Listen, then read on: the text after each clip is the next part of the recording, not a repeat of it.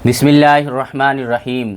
सुस्ती कैसे दूर हो और बदन में चुस्ती कैसे आए, यानी वो कौन से काम किए जाएं जिनसे बदन के अंदर क़ुव्वत और ताकत आ जाए, कमज़ोरी निकल जाए और बदन के अंदर से सुस्ती निकल जाए और चुस्ती आ जाए। तो दोस्तों, सबसे पहला काम ये करें कि नींद को पूरा कर लें और एक ही मर्तबा रात को सोकर अपनी नींद को पूरा कर लें। किस्तों पे नींद को पूरा ना करें। इसका फ़ायदा ये होगा कि दिमाग को और बदन को सुकून मिलेगा, सुस्ती निकल जाएगी और चुस्ती बदन में आ जाएगी। दूसरा काम ये करें कि सेहतमंद अच्छी चीज़ें खाएं, ताकतवर चीज़ खाएं और इसी तरीके से प्रोटीन वाली चीज़ें खाएं, फल वगैरह खाएं। इससे भी कमज़ोरी निकल जाएगी, बदन में ताकत आएगी और सुस्ती निकलेगी और बदन में चुस्ती आएगी। इसी तरीके से ऐसे लोगों को चाहिए कि ज़्यादा से ज़्यादा पानी पीने की कोशिश करें। इससे भी बदन की सुस्ती ख़त्म होती है और बदन में चुस्ती आती है। और एक काम ये भी करें कि सुबह फजर की नमाज के बाद जिम चले जाएं या घर पर ही वर्जिश कर लें, या कम से कम इतना करें कि अगर वर्जिश नहीं कर सकते तो 1-8 किलोमीटर पैदल चहलकदमी कर लें। इससे भी बदन की सुस्ती ख़त्म होती है और बदन में चुस्ती आती है। और एक काम ये करें कि दोपहर में खाना खाने के बाद कुछ देर आराम कर लिया करें, जिसे कैलूला कहते हैं। इससे भी बदन की सुस्ती ख़त्म होती है और बदन में चुस्ती आती है। और इसी तरीके से काम ये करें कि अपने दिमाग के ऊपर ज़्यादा बोझ ना डालें।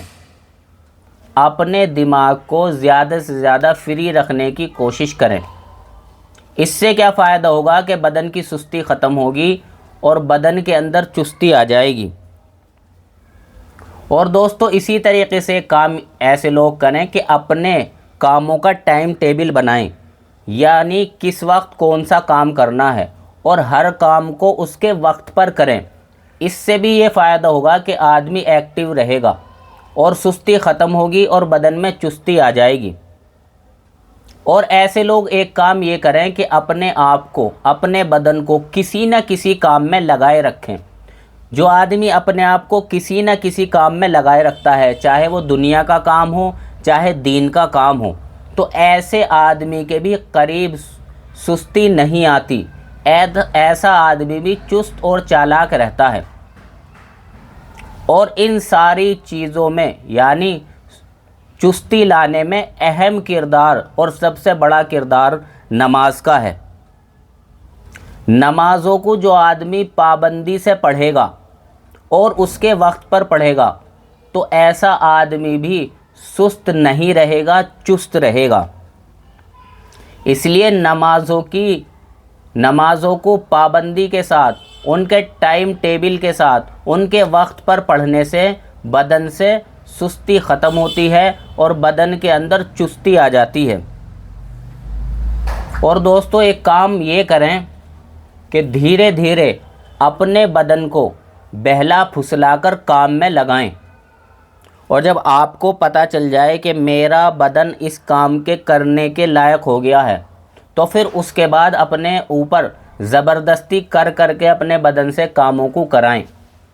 अपने बदन को हर वक्त में किसी न किसी काम में लगाने की, पहले बहला फुसला कर लगाने की कोशिश करें, फिर उसके बाद अपने बदन को ज़बरदस्ती किसी न किसी काम में लगाए रखें, उलझाए रखें, चाहे वो दीन का काम हो या दुनिया का काम हो।